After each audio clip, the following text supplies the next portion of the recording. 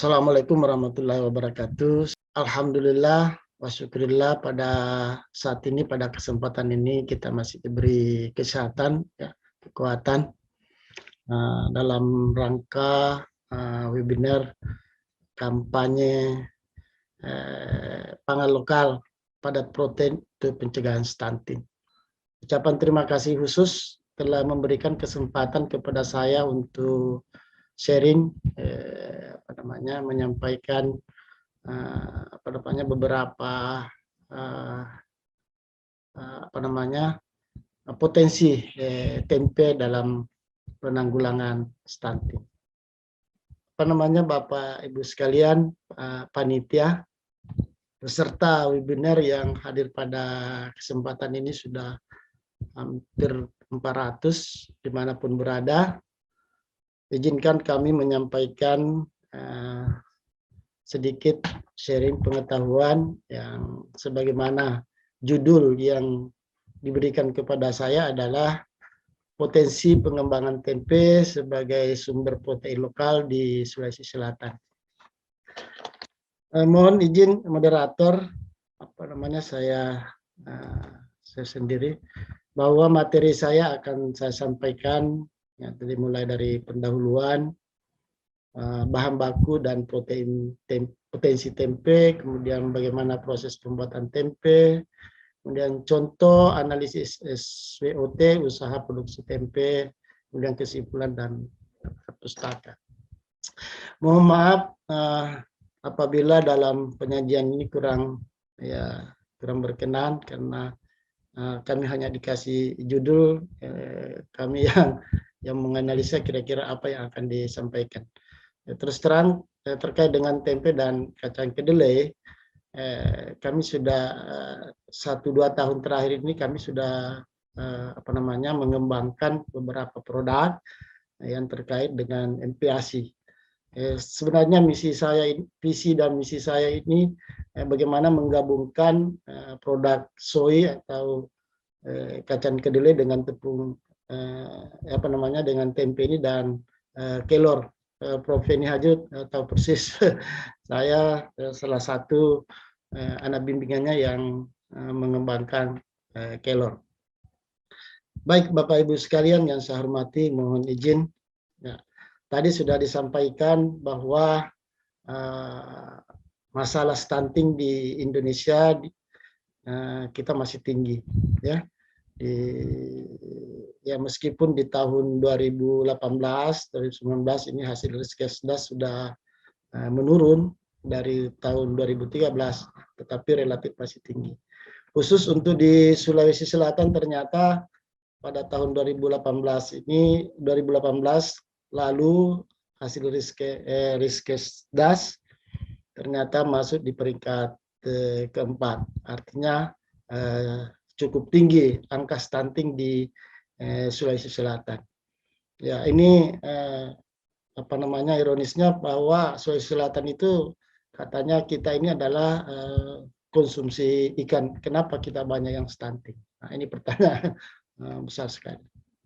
Oke, saya lebih khusus mengutip dari Merdeka.com ini yang disampaikan oleh Kepala Dinas Kesehatan Provinsi yang menyatakan bahwa pada tahun 2020 itu angka stunting sudah menurun ya, dari 159,379 anak balita menurun menjadi 151,39 anak. Nah, ini menurun 5% selama 1 tahun. Namun dalam data menunjukkan di Sulawesi Selatan ini ada 5 kabupaten angka tertinggi dari 24 kabupaten. Yang diantaranya Bone, Endrekang, Jeneponto, Takalar, dan Pantai. Tentunya pemerintah bersama dengan aparat sudah melakukan berbagai upaya, ya, termasuk kalau tidak salah di Bone, Pak Prof, tahun lalu sudah ya di Endrekang sudah dilakukan berbagai macam program, ya. Tentunya program-program itu sudah sudah dicanamkan dalam pedoman pelaksana intervensi penurunan stunting terintegrasi dengan kabupaten dan kota. Dan kami tidak dapat menyebutkan satu persatu, tapi paling tidak kegiatan-kegiatan tersebut itu sudah dilaksanakan. Seperti pembinaan dan peningkatan status gizi masyarakat, peningkatan surveillance gizi, penyediaan makanan tambahan bagi ibu hamil, penyediaan makanan tambahan bagi balita ya, yang gizi kurang, dan suplemen gizi mikro. Intervensi lain tadi sudah disampaikan oleh Prof. bahwa ada intervensi gizi spesifik dan intervensi gizi sensitif. Nah, ini saya kira sudah program-program ini kita tidak menafikan bahwa mereka sudah berjuang ya melaksanakan program-program untuk mengatasi masalah stunting ini. Nah, ya terkait dengan fortifikasi, peningkatan ketahanan pangan, ya di sensitif ini peningkatan penyediaan air bersih, kerjasama dengan lintas sektoral, ya pelayanan kesehatan yang baik dan peningkatan akses pangan dan gizi. Ini hanya menyampaikan bahwa program sudah dilakukan dengan banyak hal. Namun sampai saat ini masih tinggi ya anak yang menderita stunting. Terkait dengan judul kami, mengapa tempe potensial untuk dikembangkan di Sulawesi Selatan? Ya, kita ketahui bersama ya dari dulu sampai sekarang ya sudah bertahun-tahun, sudah ratusan tahun bahwa tempe itu kita sudah kenal. Ya, saya sudah mengenal tempe sejak kecil karena produsen tempe kebetulan ada di tetangga kami, jadi betul-betul ini tempe sudah berdampingan dengan hidup saya. Oke, namun tempe merupakan salah satu makanan tradisional khas Indonesia yang mudah didapatkan. Jadi tempe ini adalah memang milik Indonesia yang diproduksi dari kacang kedelai. Ya, memang banyak produksi kacang kedelai dari Cina, tetapi tempe ini adalah milik Indonesia. Nah, saya mengutip masih penelitian yang sebelum-sebelumnya yang selalu ada di benak kita, di kepala kita, bahwa pada tahun 1940-an, 1960-an itu menyatakan banyak tahanan Jepang berhasil terhindar dari disentri dan busur lapar karena mengkonsumsi tempe. Jadi tempe ini sudah menyelamatkan masyarakat kita pada zaman dahulu hingga sekarang. Kalau di Jawa ya sudah bukan lagi, tadi sudah disampaikan oleh Pak Ibnu, di Jawa itu memang tempatnya tempe ya. Nah, sekarang berkembang ke seluruh Indonesia bahkan ke luar negeri. Tadi sudah disampaikan bahwa impor terbesar kedelai itu berasal dari Amerika Serikat. Mereka di sana sudah mengembangkan kedelai-kedelai yang bermutu terbaik. Nah, berdasarkan info dari Koperasi Produsen Tahu Tempe Indonesia atau KOPTI tahun 2020, itu pengusaha tempe itu sekitar 1.300 unit. Nah, itu sudah ini bukan real tapi ya, diperkirakan seperti itu. Artinya apa? Bahwa tempe ini sudah sangat pesat dikembangkan dalam produk-produk untuk konsumsi di masyarakat.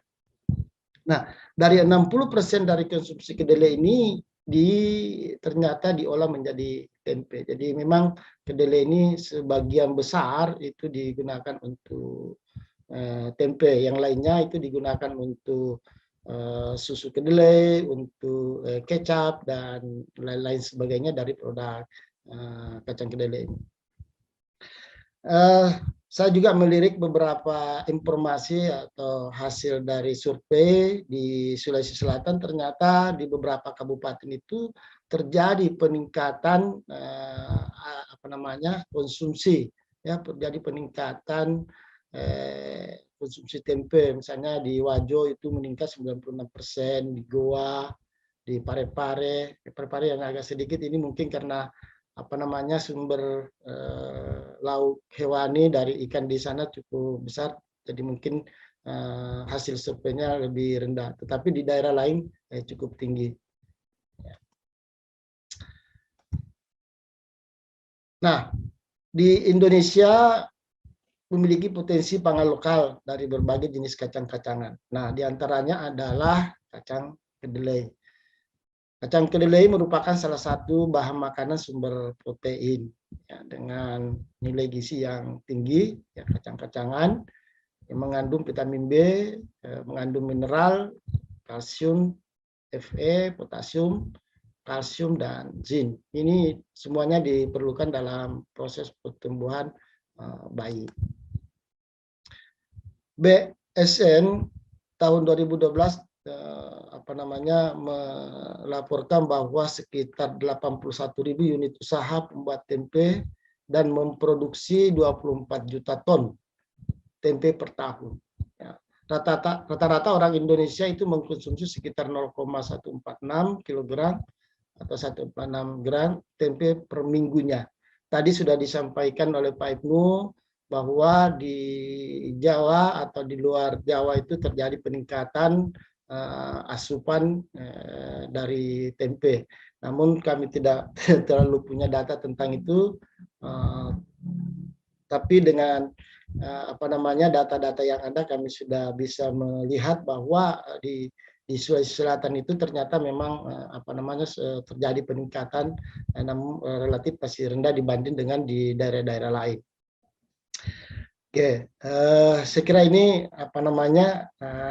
sumber protein kacang-kacangan itu sudah banyak diminati, ya, lebih banyak diminati dibanding dengan daging, telur, dan susu. Jadi sudah mulai berkembang. Ya. Kementerian Pertanian juga mengklaim terdapat 850.000 yang kedelai yang diserap oleh pengrajin tempe. Jadi luar biasa peningkatannya. Nah, kedelai ini merupakan bahan baku dari tempe. Kita sudah ketahui bersama bahwa kedelai ini mengandung protein sekitar 35%.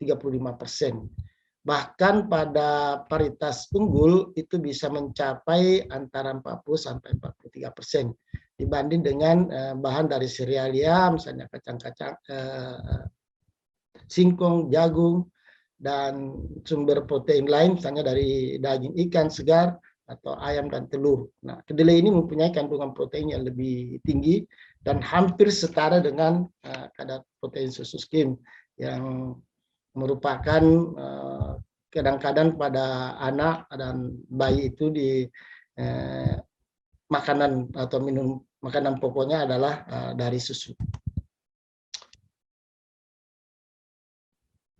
Nah, saya melihat produksi kedelai di Provinsi Sulawesi Selatan tahun 2019, ini sumbernya dari BPS tahun 2021. Ternyata di beberapa kabupaten itu sudah sudah memproduksi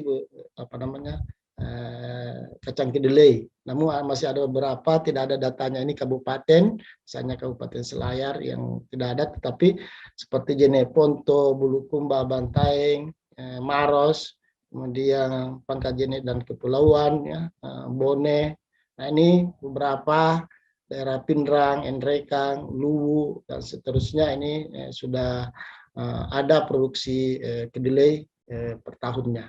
Artinya bahan baku untuk pembuatan tempe ini di daerah sudah tersedia. Tinggal barangkali pihak pemerintah, dalam hal ini mungkin Departemen Pertanian, Kementerian Pertanian itu tinggal mendorong bagaimana pengembangan bahan bakunya untuk sebagai bahan dasar untuk pembuatan tempe. Nah, sedikit saya tinjau mengenai tempe. Ya, jadi tempe ini merupakan bahan makanan hasil fermentasi dari kacang kedelai dan jenis kacang-kacangan yang biasa ditambahkan ke dalamnya. Nah, dari Rhizopus oligosporus dan Rhizopus oryzae. Jadi ini tempe tidak akan jadi kalau tidak ada kapangnya ini. Jadi yang membuat jadi tempe ini adalah kapang. Nah, tempe mengandung berbagai zat gizi yang diperlukan oleh tubuh seperti protein, lemak, karbohidrat, dan mineral. Nah, tempe ini kita sudah tahu bahwa umumnya sudah dikonsumsi oleh masyarakat kita sebagai lauk nabati. Sedikit saya tinjau di Indonesia, ya ini di Indonesia kita sudah lama mengkonsumsi tempe. Ya, konsumsi tempe rata-rata per orang per tahun di Indonesia saat ini diperkirakan mencapai sekitar 6,45 kg per tahun. Tadi sudah disampaikan bahwa ada yang sampai 7 kilogram per tahun.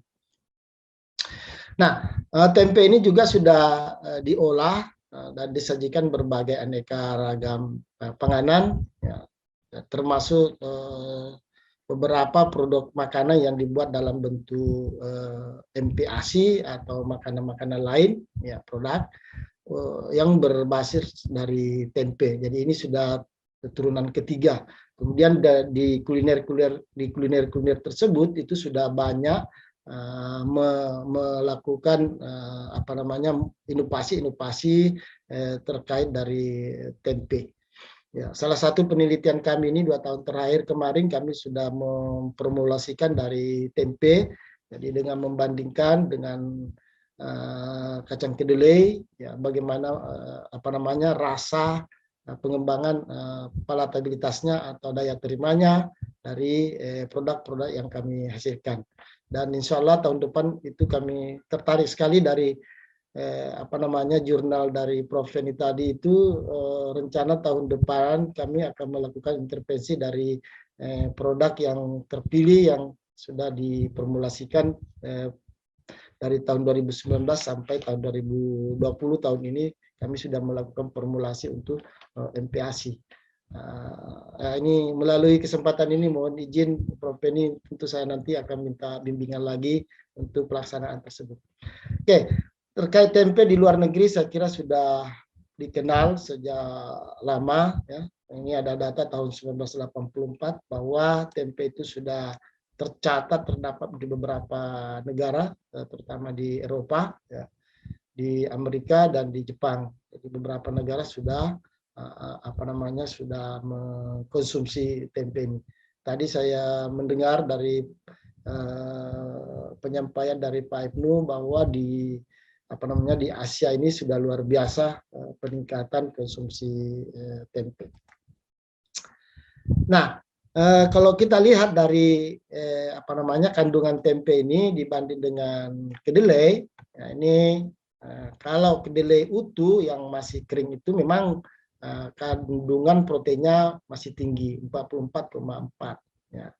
Kemudian lemaknya sekitar 16,7 dan karbohidratnya, ya. Nah, ternyata pada saat diolah dengan tempe ini memang menurun, tapi ini kadar airnya tinggi. Ini tempe segar, ya, tempe segar. Ini berdasarkan hasil dari analisis dari Direktorat Gizi Masyarakat yang terdapat di dalam BSN. Jadi tempe ini sudah dilakukan standarisasi dan sudah sudah ada SNI-nya. Itu tadi sudah ini. Nah,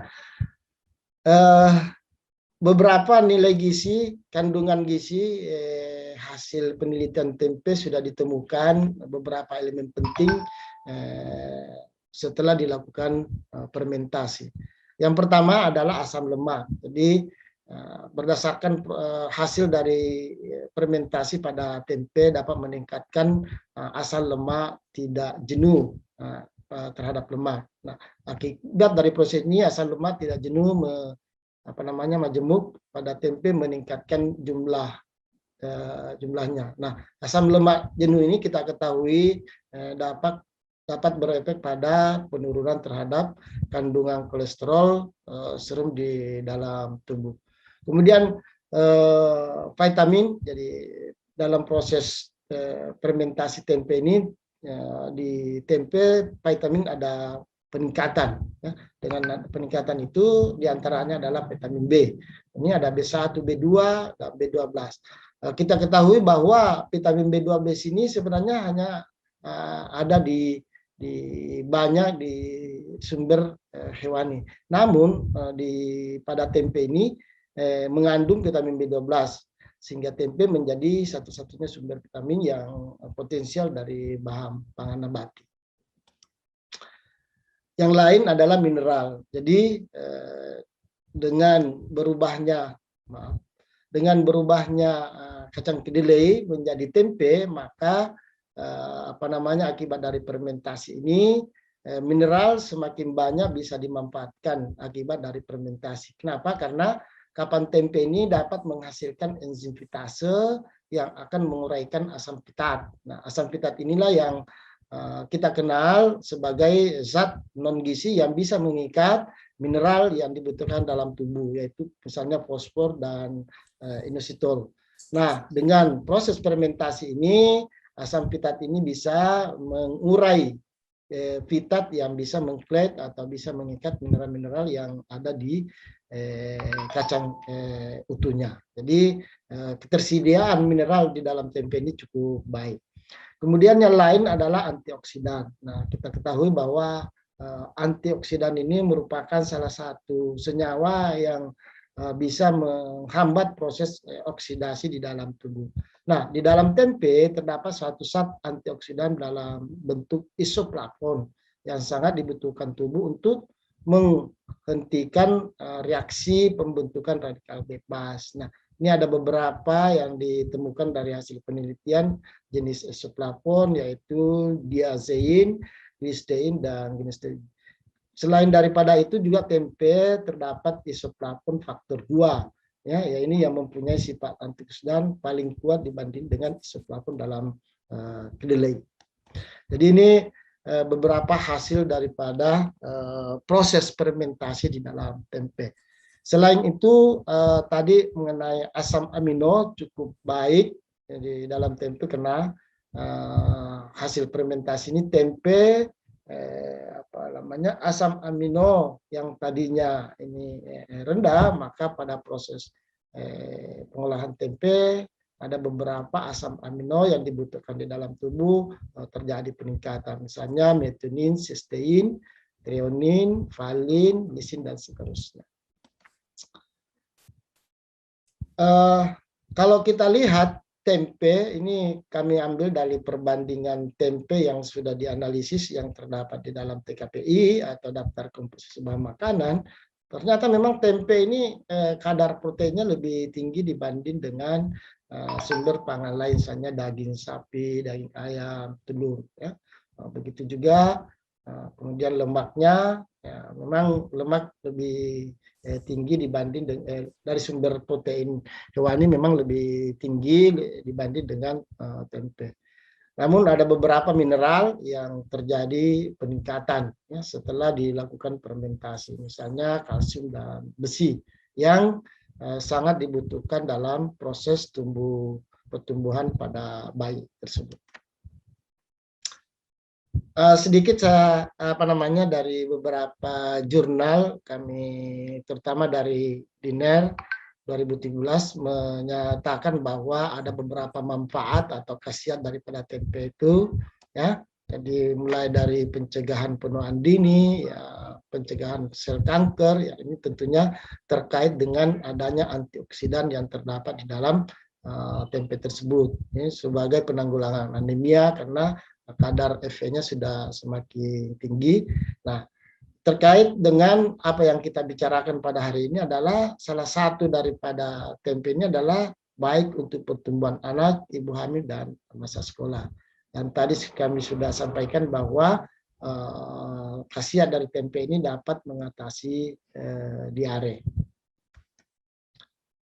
Nah, ini sekilas daripada prosedur pembuatan tempe. Mungkin peserta yang ada di dalam webinar ini masih ingin ingin mengetahui bagaimana sih proses pembuatan tempe itu.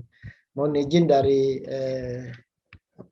produk tempe kalau ada yang bergabung di webinar ini. Nah, ini standar tradisional daripada proses pembuatan tempe. Tentunya dalam proses pembuatan tempe ini lebih awal kita melakukan sortir atau menyortir dari bahan baku tersebut dari kedelai, yaitu biasanya kita lakukan dengan menampi, ya, memisahkan daripada kedelai yang bermutu dengan yang tidak bermutu atau yang rusak. Nah, setelah itu dilakukan pencucian, ya biasanya dilakukan pada air yang mengalir, ya, sampai bersih betul. kotoran-kotoran yang ada di sana, terus mikroba yang melengket itu sudah terbuang dengan sempurna. Nah, sebelum dilakukan fermentasi sebenarnya kita melakukan perebusan. Nah, perebusan ini hanya sampai pada kurang lebih setengah masak atau setengah matang dari kacang kedelai tersebut. Nah, setelah direbus, ini biasanya dilakukan bukan biasanya ya, harus dilakukan perendaman. Nah, perendaman itu biasanya dilakukan semalam atau 1 kali 24 jam atau 12 jam sampai 24 jam. Nah, ini tujuannya untuk terbentuk asam-asam yang ada di dalam kacang kedelai tersebut. Ya. Kemudian juga tujuan dari perendaman ini adalah supaya bisa lebih mudah kulit yang melengket pada biji kedelai itu bisa mudah terlepas. Jadi setelah ini kulit-kulitnya semua terlepas dengan berbagai cara yang dilakukan, yaitu dengan meremas-remas atau dengan merendam di air sambil memisahkan kulit ari daripada kacang kedelai. Selanjutnya dilakukan perebusan kembali. Nah, di sini sudah perebusan hingga matang. Ya, setelah itu direbus atau dikukus, kemudian ditiriskan sampai dingin. Nah, setelah dingin baru bisa diinokulasi dengan ragi. Biasa perbandingan antara ragi dengan tempe kacang kedelai yang sudah direbus ini adalah antara 1 gram per kilogram tempe. Nah, yang terakhir adalah yang kedua dilakukan pembungkusan. Nah, biasanya pembungkusannya biasa digunakan dengan daun atau plastik ya. Tentunya kalau plastik yang biasa digunakan itu harus dibuat lubang-lubang supaya ada udara, karena salah satu sifat dari Rhizopus oligosporus ini adalah sifatnya anaerob. Jadi kalau tidak ada udara bebas, dia tidak bisa mengalami pertumbuhan. Nah, proses terakhir adalah fermentasi. Nah, biasa dilakukan 1 sampai 2 hari. Nah, ini sudah terbentuk misela-misela atau kapan yang menyebar di bagian-bagian daripada biji kedelai itu, sehingga terbentuklah tempe. Ini sekilas produsen tempe yang kami bisa download ya. Ini luar biasa produsen tempe, produksi besar. Tentu pelaksanaannya harus memenuhi persyaratan-persyaratan, terutama persyaratan hygiene. Nah, ini syarat pembuatan tempe yang hygiene. Tentunya dalam memproduksi tempe ini harus diperhatikan atau mengikuti petunjuk-petunjuk yang sudah standar agar diperoleh tempe yang aman dikonsumsi. Nah, ini sudah ada petunjuk-petunjuk, yaitu bagaimana cara memproduksi makanan yang baik atau biasa disingkat GMP. Nah, tentunya beberapa komponen yang terkait dalam pembuatan tempe ini yang bisa mengkontaminasi atau bisa menyebarkan kuman atau kerusakan daripada tempe tersebut. Tentunya misalnya mulai dari kebersihan pekerjanya, kebersihan alat produksi, kebersihan lingkungan, kebersihan produk atau pengemasan dan pelabelannya. Nah, ini perlu diatur sedemikian rupa agar kebersihan pekerja ini termasuk kesehatannya harus diperiksa, tidak boleh dalam keadaan sakit atau dalam keadaan flu, apalagi menderita penyakit menular. Nah, itu harus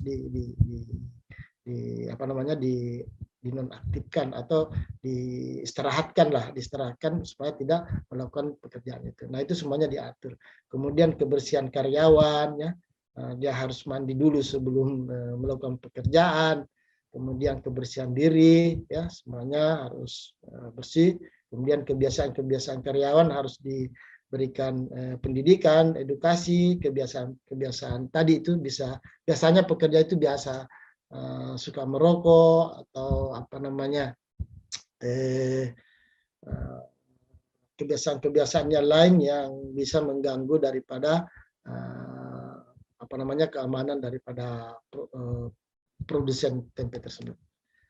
Nah, Kemudian kebersihan alat, ya kita harus perhatikan ya, kebersihan peralatan produksi, alat-alat yang digunakan harus baik, mudah dibersihkan, ya tahan tidak berkarat. Kemudian suplai air bersih, ya, air yang digunakan berasal dari mana, apakah dari pump atau air yang sudah digunakan sudah dilakukan pemeriksaan mikroorganisme yang ada di dalam air, terutama E. coli, ya mungkin ada beberapa mikroorganisme yang ada di dalam. Fasilitas sanitasi dan lingkungan, jadi alat-alat pembersih, ya tempat-tempat yang digunakan, alat-alat yang digunakan itu harus selalu dalam keadaan bersih. Ini hanya teknis saja. Nah, kondisi bangunan, ya, apakah bangunannya cukup luas, ya mudah bergerak, kemudian bagaimana tempat penyimpanannya, itu semua harus diatur di dalam produksi tempe. Kebersihan produk ini sangat menjamin alat pemasaran yang berhubungan dengan pelayanan makanan. Jadi kebersihan sangat diperlukan dalam produksi tempe, termasuk alat kontrol dalam manajemen sistem penyelenggaraan makanan tersebut. Jadi ini memang agak teknis, jadi untuk memproduksi tempe. Artinya apa? Bahwa produk tempe ini tidaklah terlalu susah-susah banget. Artinya kenapa? Karena tempe ini bisa dikerjakan di rumah tangga atau di industri-industri rumah tangga, sehingga masyarakat ini bisa berpotensi besar, berpeluang besar untuk melakukan industri-industri atau memproduksi tempe di masing-masing. Di Jawa, kalau pengalaman saya di Jawa pada saat KKN di sana, tempe ini sebenarnya diproduksi di rumah tangga. Ya, jadi kayak kue-kue saja yang diproduksi itu, ya itu sudah di rumah tangga itu sudah ada pembuatan tempe, keesokan harinya sudah dijajakan ke sana. Selanjutnya dilakukan pengemasan, ya, dan pelebelan. Nah, ini pelebelan juga kalau misalnya ini sangat menentukan juga, karena ini terkait dengan perizinan daripada pemerintah sempat untuk mendapatkan produk tempe yang berkualitas untuk dikonsumsi oleh masyarakat. Jadi, nah, saya kira itu gambaran dari proses pembuatan tempe. Ya, mudah-mudahan apa yang saya sampaikan tadi ini mulai dari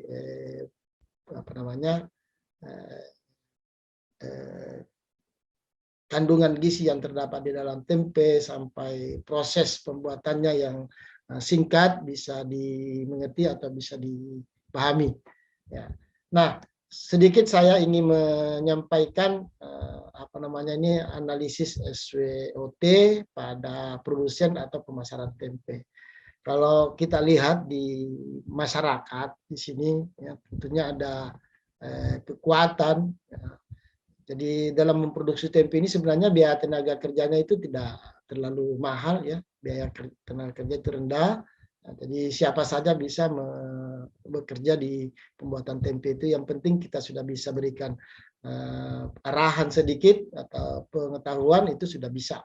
Kemudian produksi bisa dilakukan setiap hari, usahanya mudah dan risikonya kecil. Kenapa? Karena di masyarakat itu sudah bisa dijual langsung atau ke masyarakat. Namun ada beberapa kelemahan, ya, misalnya ini manajemen waktu mungkin, ya.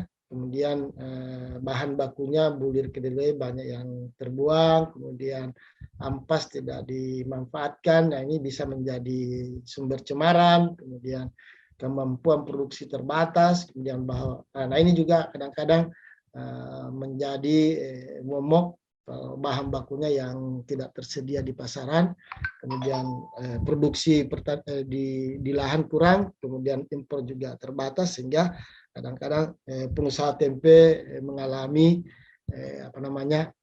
kekurangan bahan baku. Namun ada peluang dan peluang, ya. Jadi peluangnya adalah pengusaha tempe ini, ya, memiliki nama produk sendiri, jadi ini bisa dibuat oleh masyarakat. Ya, pesaingnya belum begitu banyak, kemudian kondisi lingkungan yang aman, kemudian harga bersaing. Kemudian tentu ada ancaman, jadi ancamannya ya misalnya cuaca atau iklim yang kadang-kadang tidak bersahabat, kemudian kenaikan harga bahan baku, kemudian pengusaha tempe dari daerah lain. Tapi saya kira ini bisa diatasi dengan beberapa cara, misalnya dengan memperhatikan dan meningkatkan kualitas produk. Ya, tentunya ada bimbingan. Jadi sekarang kita punya organisasi itu, Forum Tempe Indonesia sudah melakukan beberapa pembinaan dan pelatihan ya. Ya, saya lihat itu di grup itu ada beberapa undangan untuk ikut dalam pelatihan-pelatihan. Ya. Kemudian menambah varietas atau inovasi untuk pengembangan produk, kemudian memperluas jaringan pemasaran ya, dan seterusnya. Kemudian ini untuk mengatasi kelemahan dan peluangnya itu dengan memanfaatkan secara efektif bahan baku yang tersedia, mungkin dengan kebijakan-kebijakan yang ada mungkin bisa dibantu oleh pihak pemerintah dengan mempermudah akses daripada bahan baku tersebut. Jadi ini beberapa barangkali saran atau masukan dari kami apabila ada peserta yang ingin melakukan atau mengarahkan untuk melakukan produksi tempe dalam misalnya di masyarakat. Artinya apa? Bahwa tempe ini saya kira memungkinkan ya, artinya mempunyai peluang besar untuk bisa dikembangkan. Ya. Saya kira itu yang kami sampaikan. Yang terakhir adalah kesimpulan yang kami bisa ambil bahwa lauk nabati tempe merupakan salah satu sumber protein yang baik dan cukup potensial di Indonesia karena mampu bersaing dengan protein hewani dalam segi kualitas, kuantitas, dan harga. Kemudian kandungan protein cukup tinggi yang mampu mempercepat proses pertumbuhan dan perkembangan pada anak sehingga dapat memenuhi kebutuhan protein dalam sehari. Kemudian potensi di Sulawesi Selatan ini sangat besar mengembangkan produk-produk tempe tersebut. Kenapa? Karena selain daripada bahan impor, saya kira di dalam negeri wilayah Provinsi Sulawesi Selatan sangat terbuka untuk diproduksi kacang kedelai. Barangkali tinggal pembinaan dari pemerintah atau dari kementerian yang terkait. Saya kira itu yang saya bisa sampaikan. Assalamualaikum warahmatullahi wabarakatuh.